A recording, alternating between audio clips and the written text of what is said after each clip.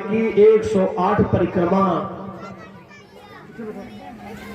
करने से एक मनोकामना पूर्ण हो जाती है।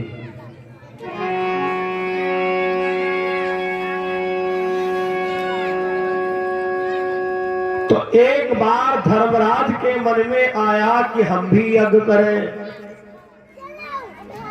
धर्मराज के मन में आया कि हम भी यज्ञ करें। अब धर्मराज कोई भी कार्य करते थे भगवान श्याम सुंदर से परामर्श करते थे, द्वारिकाधीश महाराज से। प्रभु हमारे मन में यज्ञ की आ रही है। अरे भगवान बोले ये तो बहुत अच्छी बात है। अब बात उसी जगह पर अटक गई दौलत की। धर्मराज ने कहा प्रभु आपसे कुछ छुपा नहीं है। आपको पता है कि राजपाट कौरवों के अंडर में है। हम लोग तो उन्हीं के दिए हुए सहयोग से अपना पालन पोषण कर रहे हैं। भगवान द्वारिकाधीश ने कहा धर्मराज ऐसे कार्य कोई जरूरी नहीं कि धनवान करवा सके। एक महागरीब करवा सकता है, एक फकीर करवा सकता है, एक कुजात का करवा सकता है। और धर्मराज एक बात क्यों भूल रहे हो, जब कोई ऐसे कार्यों का विचार करता है तो उसके कार्य की व्यवस्था में स्वयं देखता हूं। धर्मराज ने कहा प्रभु मेरे मन में तो आ रहा है लेकिन हमें डर बहुत लग रहा है, क्योंकि प्रभु ये कौरव लोग बड़े मायावी है। प्रभु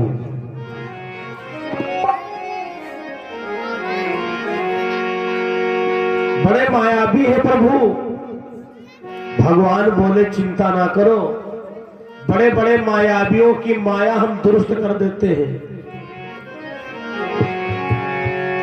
और हमारा तो धर्मराज काम है,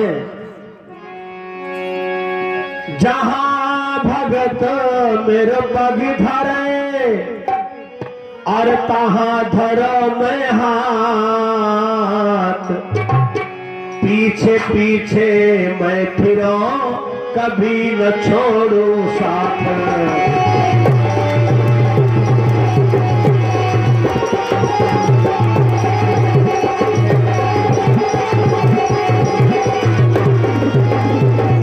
जहां भगत मेरो पग धरे और तहां धरू मैं हाथ। पीछे पीछे मैं फिरूं कभी न छोड़ू साथ। भगवान बोले ए धर्मराज अरे तुम यज्ञ की व्यवस्था करो। अगर कोई तुम्हारी यज्ञ में व्यवधान करने आएगा उसकी व्यवस्था हम देखेंगे। कथा प्रेमियों भगवान ने जानते हो कैसी व्यवस्था किया है। जो यज्ञ में बाधा डालने वाले आए उनको उल्टा दिखाई पड़े। जहां पर रोड वहां पर तालाब, जहां पर तालाब वहां पर रोड, जहां पर दरवाजा वहां पर दीवार, जहां पर दीवार वहां पर दरवाजा। वारे भगवान की माया।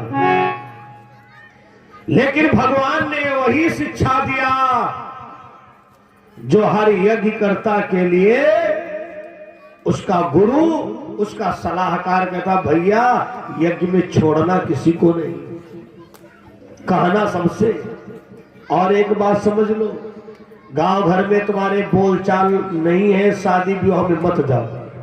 हम नहीं कह रहे कि तुम जाना, लेकिन अगर भगवान का कार्य है, प्रभु का कार्य है, अगर तुम्हारे कान में आवाज पड़ गई है, करवाने वाला कहे चाहना कहे लेकिन तुम जाने के हकदार हो।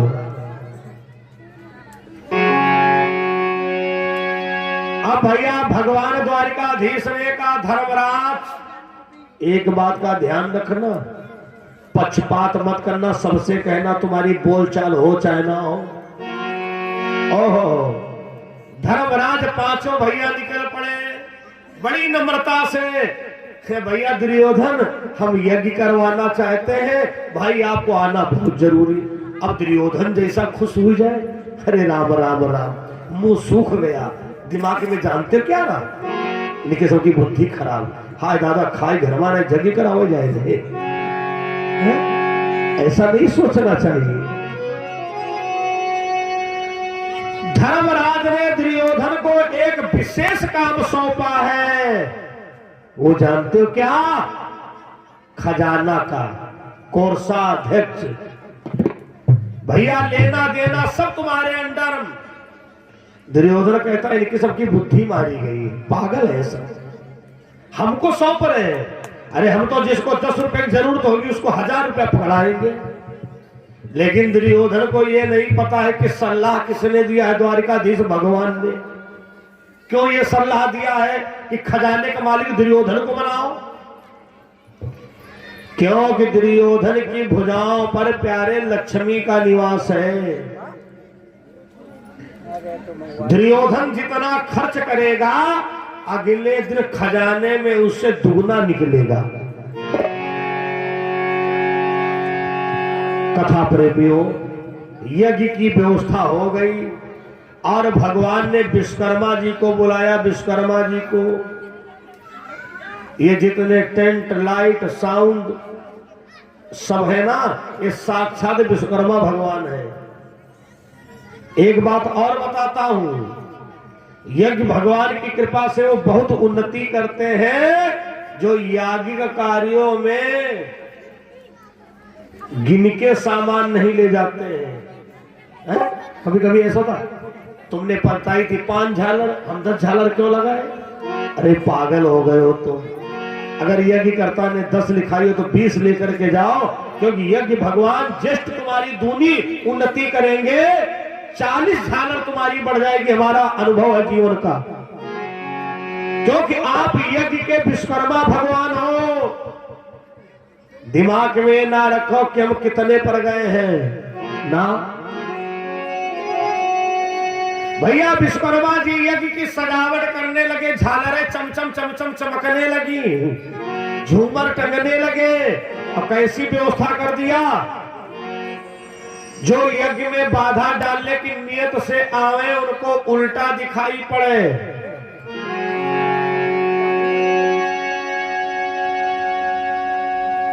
यज्ञ में सभी लोगों का आगमन हो रहा था। कथा प्रेमियों, दुर्योधन का भी आगमन हो रहा था। अब दुर्योधन के तो दिमाग में क्या चल रहा था, इन्होंने जितना खजाना इकट्ठा किया है आज सब बांट देंगे, कल इनकी बेइज्जती हो जाएगी। जैसे गेट के पास में पहुंचे, अरे आगे तो पानी भरा है डामर रोड, लेकिन उनकी भैया रोशनी बदल गई, पुतली बदल गई, दूसरी तरफ चल दिया। सच्चाई तो है भरा है उधर पानी, लेकिन दुर्योधन को यह लग रहा कि इधर बहुत बढ़िया वाली रोड है। जैसे आगे पैर बढ़ाया गांठिन तक पानी आ गया। अब दुर्योधन सोच रहा ये क्या माया है, सामने हमको तालाब दिख रहा है और हमारी आंखें तो हमसे नहीं झूठ बोलेंगी, और इधर हमको डामर रोड दिख रही है, लेकिन हमारे पैर बता रहे तुम पानी के अंदर हो। अगर किसी से कहूं तो स्वाभाविक सब कहेंगे दुर्योधन पागल हो गया है। अरे क्या तुमको भगवान ने आंखें नहीं दी है? क्योंकि अपनी आंखें बता रही हैं यहां पर रोड है, लेकिन खड़ा बेचारा पानी में है। और आगे बढ़ा भैया, कमर तक पानी आ गया। अब दुर्योधन की बुद्धि ना काम करे, छलिया किसन की चालू है। ये वही द्वारिकाधीश की कोई चाल है। हाय भगवान, अब तो बड़ी बेइज्जती हो जाएगी। और आगे बढ़ा, पानी गले तक आ गया। जब गले तक पानी आ गया तो द्रौपदी अपनी हंसी नहीं रोक पाई और बड़ी जोर से हंसी। मैं सुनती थी पर सन्मुख है,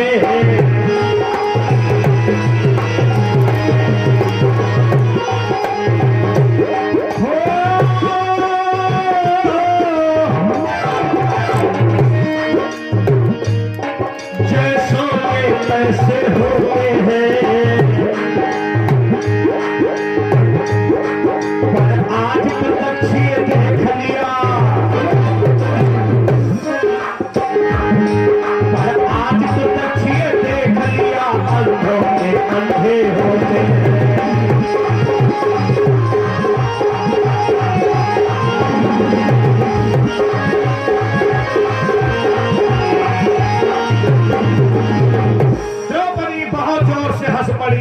अरे देखो देखो देखो, मैं सुना करती थी जैसों के तैसे होते हैं, लेकिन आज प्रत्यक्ष आप लोग देख लो, अंधों के अंधे होते हैं।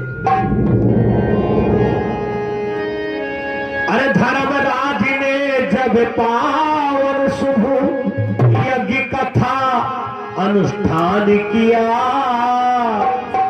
अंधों के अंधे हो गए हैं, द्रौपदी ने अपमान किया।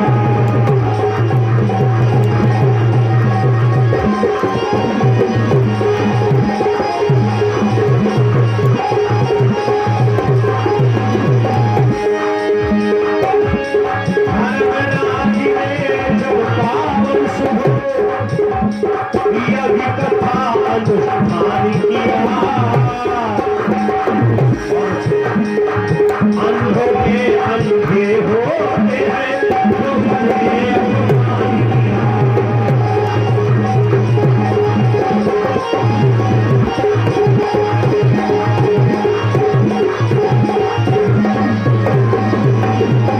आज दुर्योधन के दिमाग में रोना आ रहा है, हाय अगर हमारे पिता धृतराष्ट्र अंधे ना होते तो द्रौपदी मेरी इतनी बड़ी बेइज्जती ना करती।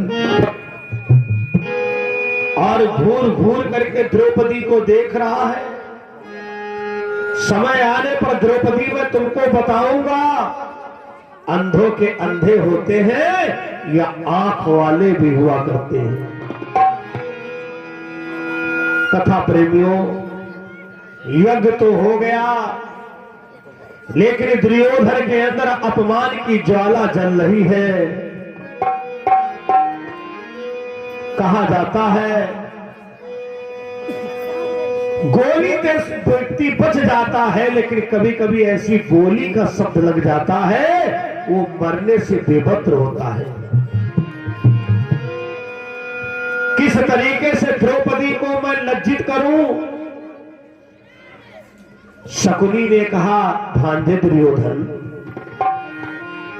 हम एक बात बताएं, अगर तुम एक बार अपने वहां पांसे का प्रोग्राम कर दो और कहीं पांचों पांडवा एक बार हमारे चंगुल में पड़ जाएं, तो इन सबको भिखारी बना के छोड़ूंगा। महाराज धृतराष्ट्र के पास में गए। महाराज, दुर्योधन जो है अपने पांचों भैयाओं के साथ में बैठ करके पासा खेलना चाहता है। विदुर जी ने कहा, राजन भैया पासा खेलने की अनुमति मत देना, हमको लगता है दुर्योधन के दिमाग में कुछ और चल रहा है। लेकिन दुर्योधन ने पांडवों के पास में सूचना भेज दिया, भैया धर्मराज, हमने पासे का प्रोग्राम रखा है और आप पांचों भैयाओं का आना बहुत जरूरी है। नीचे लिखा, दर्शन अभिलाषी दुर्योधन। जब धर्मराज के पास में निमंत्रण गया, सूचना गई, तो धर्मराज विचार करते हैं, अगर नहीं जाता हूं तो दुर्योधन यही कहेगा कि दुश्मनी के चक्कर में नहीं आए। लेकिन धर्मराज, ये जुआ पासा ये अच्छा नहीं होता है। जही का विधिदारुण दुख देही,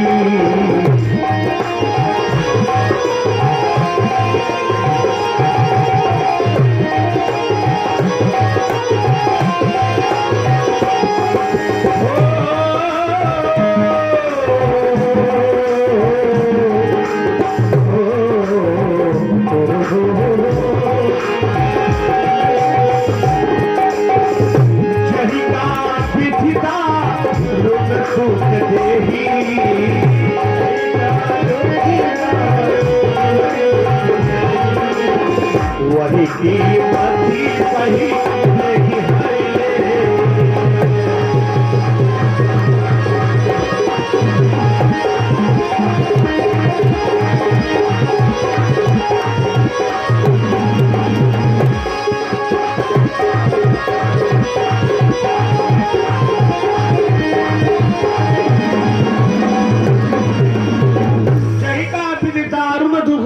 वही की मत पहिले हर ले।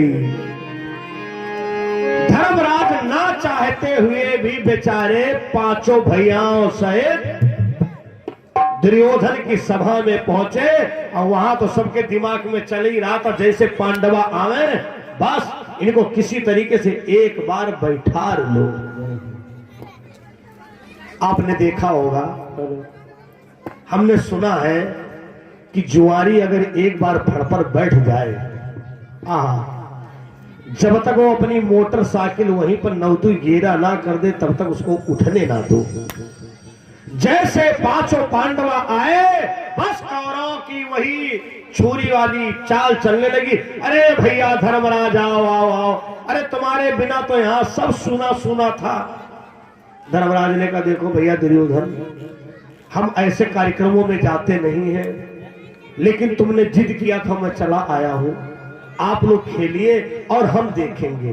दुर्योधन ने कहा ये कौन सी बात रही, इसका मतलब तुम्हारे दिमाग में वही लड़ाई चल रही है। दरअसल में भैया आज का जो प्रोग्राम है इसका नाम है किस्मत आजमाना। हमको ये देखना कि भाग्य किसका बढ़िया चल रहा है, लगा दो। जब बहुत कहा तो धर्मराज जी ने अपने हिस्से की राज लगा दी। जब अपने हिस्से की राज को लगा दिया, वारे शकुनी के पासों का जादू वो दांव दुर्योधन की ओर गिरा।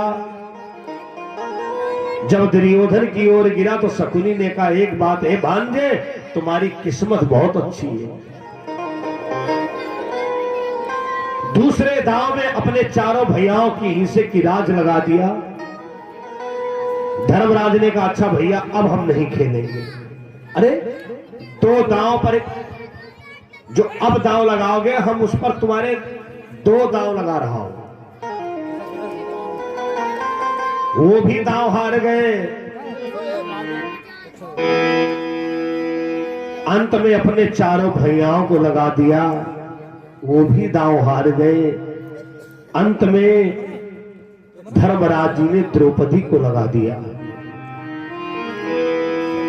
जब द्रौपदी को लगा दिया तब दुर्योधन ने वो भी जब दांव जीत लिया तब दुर्योधन ने बहुत बड़ा लालच दिया। धर्मराज कैसे तुम पति हो, अपनी पत्नी को जुआ में हार चुके, तुम सलामत बैठे हो।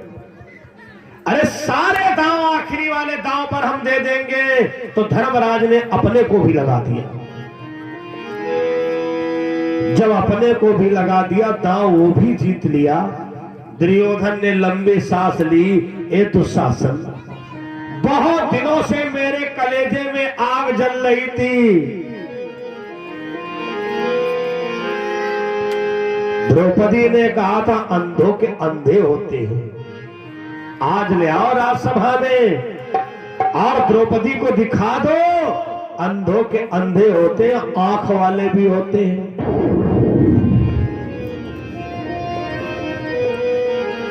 दुशासन ने एक कर्मचारी को भेजा, जाओ द्रौपदी को राजसभा में लेकर के आओ। वो कर्मचारी गया। महारानी द्रौपदी भवन में विश्राम कर रही थी। कुछ ऐसी स्थितियां नारी के जीवन में होती हैं जिस स्थिति में बेचारी वो घर के बाहर नहीं निकल सकती है।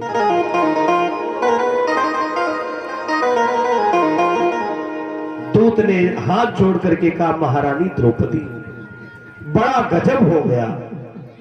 धीरे से द्रौपदी ने कहा क्या हुआ? अरे क्या बताएं, आज धर्मराज जुआ खेले। द्रौपदी ने कहा कोई बात नहीं, वो पुरुष है, हम नारियों को इतना शासन करना भी नहीं चाहिए। उनका मन हुआ होगा, खेल लिए होंगे। महारानी द्रौपदी आपको पता है महाराज धर्मराज अपने चारों भैयाओं को जुआ में हार गए। द्रौपदी ने कहा कोई बात नहीं है, बड़ा भाई बाप के समान होता है। दूध की जबान लड़खड़ा रही है। महारानी द्रौपदी बहुत अनर्थ हुआ है, अपने चारों भैयाओं के हिस्से की राज हार चुके हैं। द्रौपदी ने कहा कोई बात नहीं। दूत ने कहा महारानी द्रौपदी तुमको पता है वो आपको भी जुआ में हार गए। तब तो द्रौपदी उठ करके बैठ गई, हाय हमारे धर्मराज को क्या हो गया। नारी ये घर की मर्यादा होती है। आज हमारे धर्मराज की बुद्धि पर क्या पत्थर पड़ गया जो कि हमको जुआ में लगा दिया। दूत ने कहा महाराज उससे भी महारानी द्रौपदी सोचनीय बात है, महाराज धर्मराज अपने को भी जुआ में हार चुके हैं। अब तो बैठ करके रोने लगी द्रौपदी। तब तक रानी भानुमति आ गई, दुर्योधन की पत्नी। अरे क्या बात है बहन द्रौपदी, क्या बात है, क्यों रो रही हो। द्रौपदी ने कहा आज हमारे महाराज धर्मराज ने बहुत गलत काम किया है। हमने सुना है कि राजसभा में जुआ खेला है। अरे भानुमति ने कहा भैया भैया आज एक जगह बड़ी मुश्किल से तो इकट्ठा हुए हैं, नहीं माने होंगे हमारे पति जो जबरदस्ती घसीट के बैठा लिए होंगे। नहीं नहीं, हमको पता चला है कि चारों भैयाओं को जुआ में हार गए हैं, हमको भी जुआ में हार गए हैं और अपने को भी लगा दिए। रानी भानुमति ने कहा दूत महोदय तुम्हारी बात पूरी हो गई, तुम तुरंत यहां से चले जाओ। महाराज दुर्योधन से कह देना जाकर पुरुषों का झगड़ा पुरुष समझे, हम नारियों को उसमें न डाला जाए। जुआ खेले हैं धर्मराज, उनको बंदी बनावे, चाहे जो उनसे काम कराए, लेकिन खबरदार द्रौपदी देहरी के बाहर नहीं निकलेंगे। भाई नौकर तो नौकर होता है। दूत ने आकर के बताया भैया दुर्योधन महारानी रानी भानुमति ने डपट करके हमको भगा दिया, हमारी कहां औकात है, अगर कुछ जवाब दे दे आप पति पत्नी एक हो जाओ, हमारी गर्दन उड़ा दी जाए। दुर्योधन ने दुशासन से कहा दुशासन सही कह रहा है, अब इस समय तुम जाओ, अब मैं तुमको अधिकार दे रहा हूं, अगर द्रौपदी ऐसे ना आए तो बाल पकड़कर घसीटते हुए दरबार में लेकर के आओ।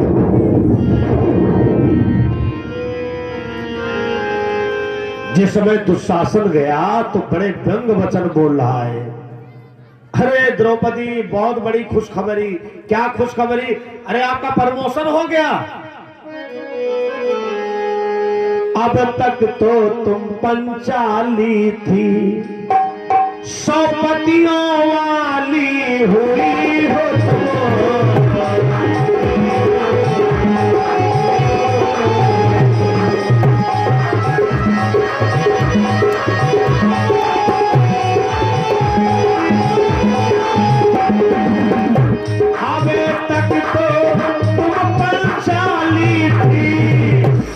द्रौपदी।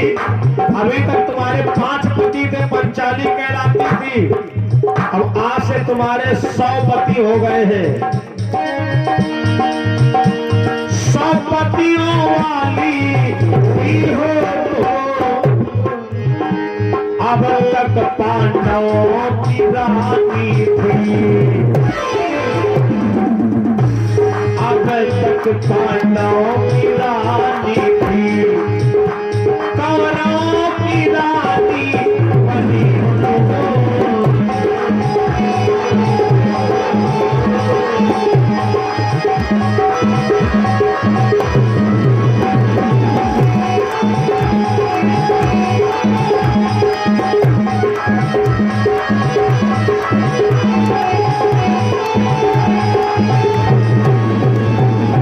अरे आपको पता है आप पंचाली कहलाती हो, क्यों? आपके 5 पति हैं, लेकिन आज से तुम 100 पतियों वाली हो गई हो। हमारे बड़े भैया जुआ में तुमको जीता है, हम भी अपनी माता गंधारी के पास जाएंगे। माँ बड़े भैया दुर्योधन एक चीज जीत करके लाए हैं। माता गांधारी कह देंगी ठीक है, 100 भैयन को अधिकार है। द्रौपदी ने कहा दुशासन ऐसी मजाक अच्छी नहीं होती है। सही बात है, हमारे वहां कुछ रिश्ते ऐसे हैं जो कि बड़े पूजनीय है, वंदनीय है, लेकिन गाना सुन सुन कर हम उन रिश्तों को अपवित्र किए दे रहे हैं।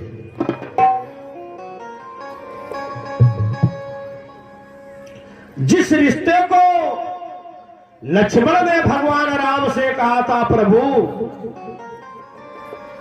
अगर पैर के बिछुआ पूछते तो गारंटी से बता देते, लेकिन कुंडल हम नहीं बता सकते हैं मैया सीता के हैं या और किसी के हैं। और आज काल के लक्ष्मण भाभी तेरा देवर दीवाना, भगवान भला करे, आगे सब जानते हो हम काहे को कहे, हमको जो कहना वो कहेंगे। मैं बताना चाहता हूं आप लोगों को ये जो भाभी वाला रिश्ता है, भाभी वाला, किसी को भाभी मत कहना ना। लक्ष्मण तुम बन नहीं पाओगे, और लक्ष्मण बन नहीं पाओगे तो आप देवर बनने के हकदार नहीं हो। देवर देवर का मतलब जिस दिन समझ में आ जाएगा उस दिन से भाभी कहना बंद कर दोगे। हमने बड़े बड़े शहरों में देखा है, 60 साल के स्वयं है, 45 साल की बहन जी, हे भाभी जी नमस्ते, भगवान भला करे है? किसी किसी को दीदी कहा करो, माता जी कहा करो, आंटी कहा करो, सबको भाभी। तो जानते हैं आज भाभी कहूंगा तो अगले दिन मजाक करूंगा, ऐसी मजाक है भगवान। हो सकता अपनी श्रीमती जी से ऐसी मजाक ना करें, लेकिन सावधान हो जाओ। आप भाभी कहने के कब हकदार हैं? अगर किसी को तुमने भाभी कहा है तो याद रखना तुम्हारी बहुत बड़ी जिम्मेदारी बढ़ गई। उस मां बहन के सुहाग पर जीवन में कभी आंच ना आए, क्योंकि जब तुम किसी को भाभी कहोगे तुम क्या होगे? देवर। तुम देवर होगे, तो देवर का मतलब है देवर। जब सीता जी ने भगवान को माला पहनाना चाहता राम जी को, तो सीता मैया ने कहा था भैया लखनलाल देवर, जब तक तुम नहीं चाहोगे तब तक मुझको वर नहीं मिलेगा। और जब सीता जी ने धीरे से कहा तो जितनी सखियां थी सबे कहने लगी देवर देवर देवर देवर, सारी समाज ने देवर देवर कह दिया। और तब तक लक्ष्मण जी के तरीके से राम जी झुक गए और सीता जी ने माला पहना दिया। तब से लोगों ने मोहर लगाई दी। दुल्हा के छोटे भैया को देवर कहा जाता है। तो जितने देवर हो या जितने देवर ज्यादा बनने के इच्छुक रहते हो, पहली बात तो किसी को भाभी मत कहना। अगर भाभी कह रहे हो तो आप देवर हैं। उस मां बहन के अगर सुहाग पर कोई आंच है, संकट है, तो आपको चाहे अपने प्राणों की बाजी लगा देनी पड़े, लेकिन उस सुहाग की रक्षा करना, तब तुम देवर हो, वरना देवर कहलाने के लायक नहीं हो। मां की ममता मां से मांगे, हमें पुत्र मिले। कोई मां नहीं कहेगी कुंभकर्ण की तरह, कोई मां नहीं कहेगी गारंटी। अगर कोई चाहती हो तो हाथ उठा दे, कोई नहीं चाहेगी। हर मां कैसा बच्चा चाहती है? सरवनी की तरह। अच्छा, सरवन में क्या खास बात थी? किताबों में पढ़े हो, ओहो श्रवण कुमार के माँ बाप अंधे थे, अंधे थे, और श्रवण ने संकल्प लिया कि हम अपने माता पिता को चारों धाम की यात्रा करवाएंगे। और आज कालिक श्रवण क्या कहते हैं, माता जी कहें भैया हम नीमसार जाना चाहती है, तो लड़का का समोसा तरीके मुंह बन गया, रोज खर्चा बढ़ाया करते हैं, नीमसार जाएंगे, नीमसार जाएंगे, कितनी महंगाई का वो चल रहा है। ये नौजवानों, ये जो तुम्हारे माता पिता तीर्थ कर रहे हैं वहां ये क्या मांगते हैं, इनके दिल से कभी पूछ के देखो। अरे हाँ तुम का मैया चुनरी पहिनऊ मैया नारियल की भेंट चढ़ावे, अरे ललन को कारखाना लगे। वारे वाह माता पिता का दिल। हम तो ये कहते हैं साल में एक बार जबरदस्ती अपने माता पिता तीर्थ को पठाओ, भेजो। लेकिन कुछ महतारी बाप बड़े राम गिरचे हैं, राम गिरचे हैं। बहुत सही बात है, संजय समझदार है, तुरंत अपने पर्स से निकाल करके अपने मम्मी पापा से कहा चढ़ाओ, धन्य है सपूतों, धर्म प्रिय सज्जनों। हाँ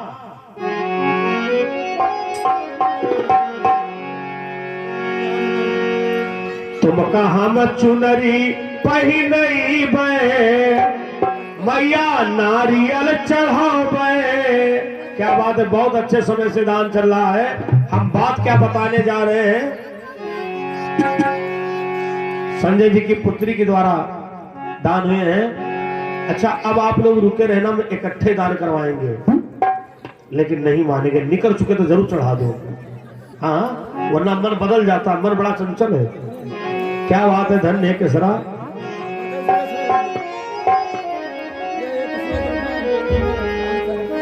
तो श्रवण कुमार अपने माता पिता को 4 धाम की यात्रा करवाई। बड़ी मतलब की बात बता रहा हूं नौजवान साथियों,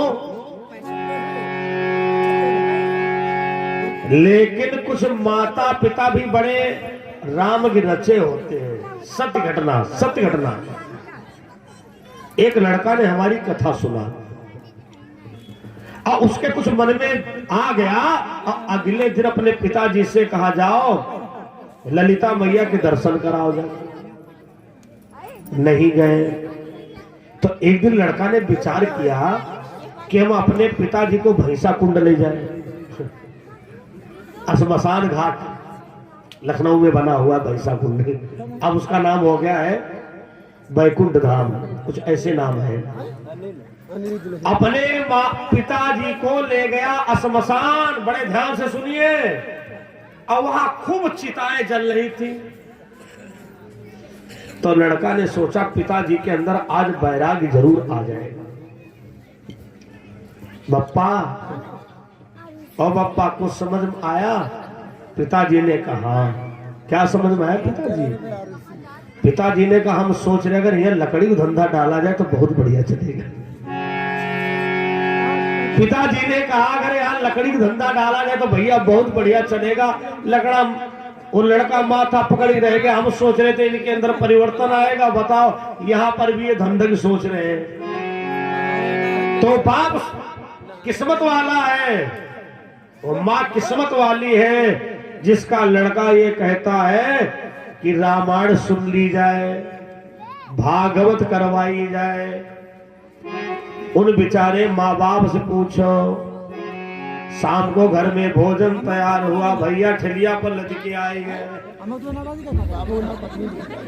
ठेलिया पर लटके आ गए, उल्टी पलटी किए।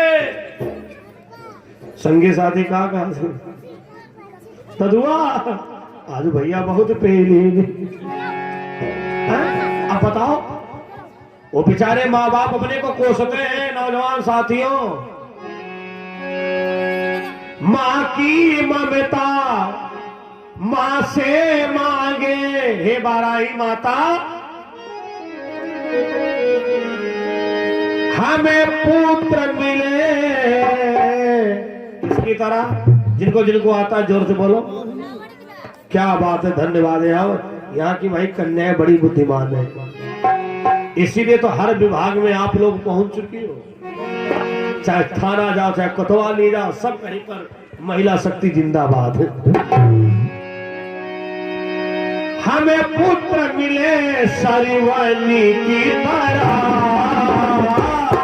और भाभी मांगे देवर बड़े की तरह, भाभी मांगे देवर बड़े की तरह।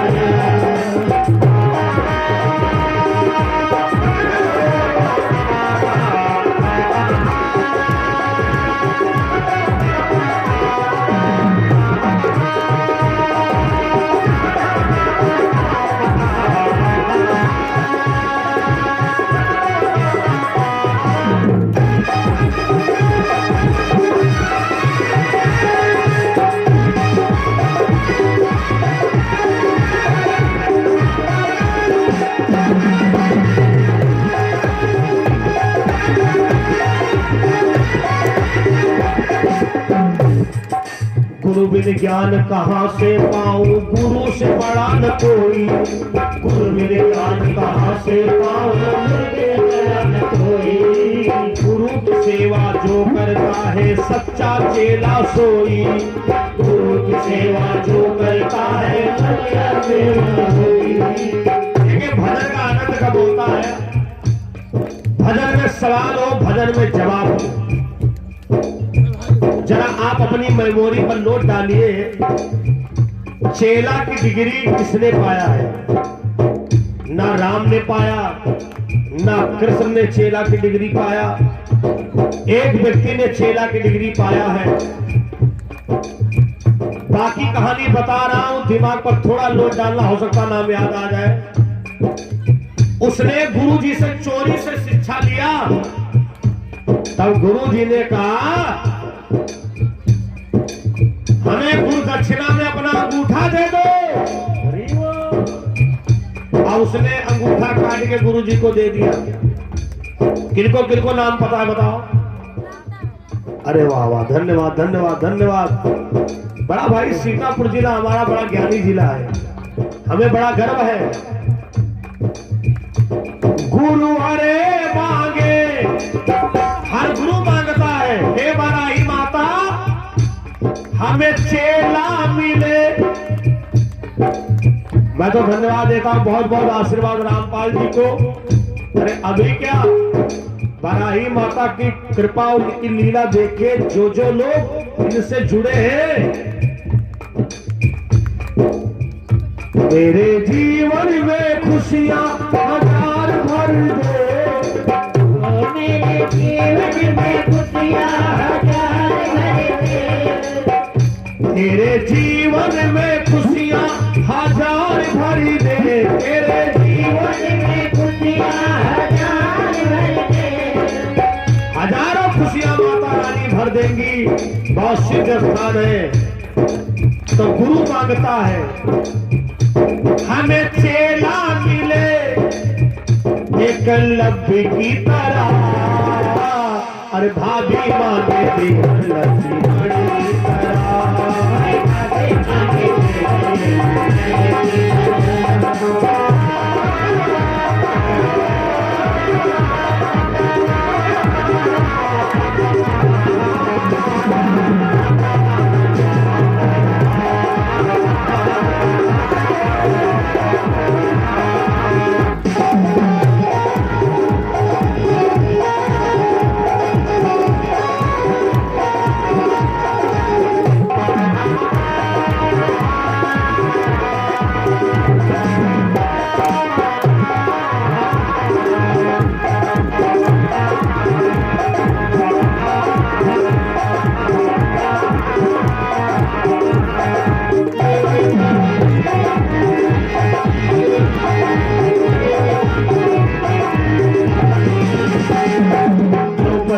पुकार सुनकर दौड़े दौड़े आए।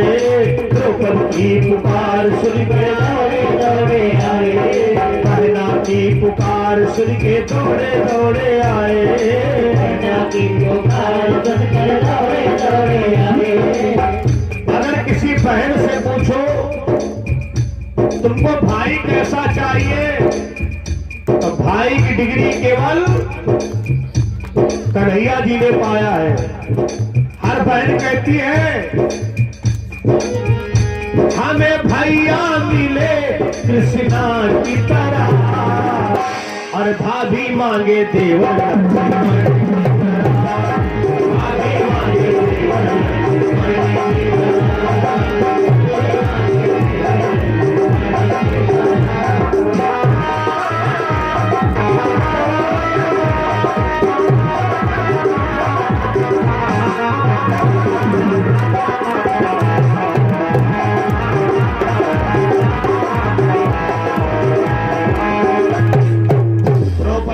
डपट करके का दुशासन अपनी जबान पर लगाम खींच ली। अरे तूने तो भौजाई के रिश्ते को दूषित कर दिया, पागल कहीं का, तुझे बात करने की तमीज नहीं है। दुशासन ने कहा अरे हम मजाक नहीं कर रहे हैं, आपके पति धर्मराज तुमको जुआ में हार चुके हैं। हमारे भैया दुर्योधन ने कहा है द्रौपदी अगर ऐसे ना आए तो बाल पकड़कर और घसीट करके लाओ। जैसे दुशासन द्रौपदी की ओर बढ़ा, द्रौपदी ने कहा ठहरो ठहरो ठहरो, आगे मत बढ़ना,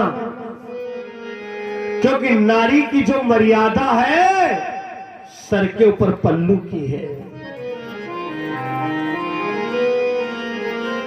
जीवन में सदैव ध्यान रखना माताओं बहनों। द्रौपदी ने कहा आगे मत बढ़िए भैया,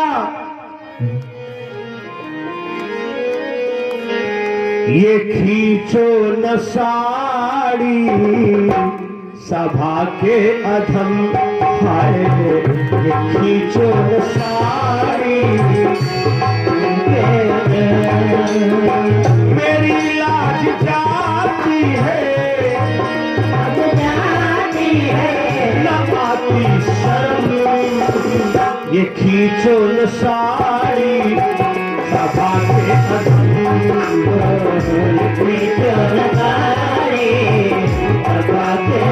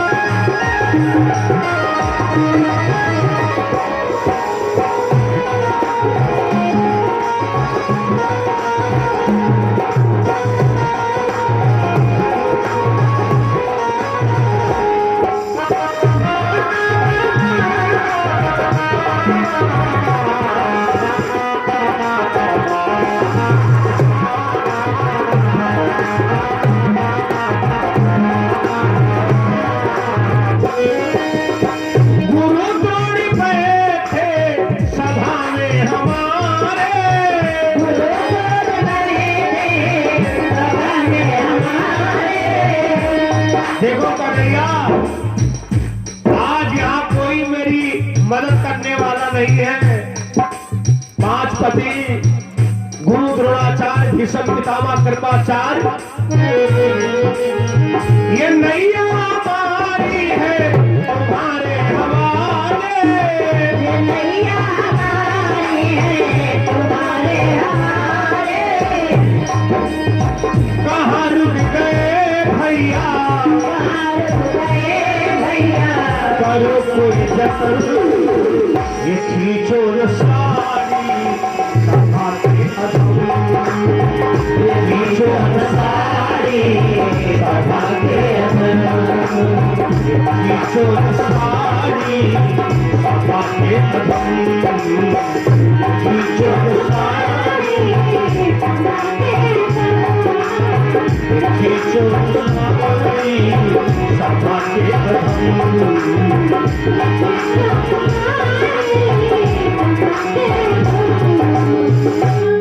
दुशासन द्रौपदी के बालों को पकड़ करके घसीटना शुरू किया, ला करके राजसभा में द्रौपदी को खड़ी कर दिया। द्रौपदी थर थर थर थर कांप रही थी। आज दुशासन ने, दुर्योधन ने वही जवाब दिया। भैया दुशासन, क्या सोच रहे हो, क्या सोच रहे हो?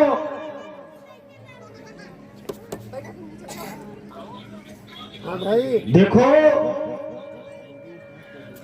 द्रौपदी राजसभा में आई हुई है, लेकिन यहां पर तो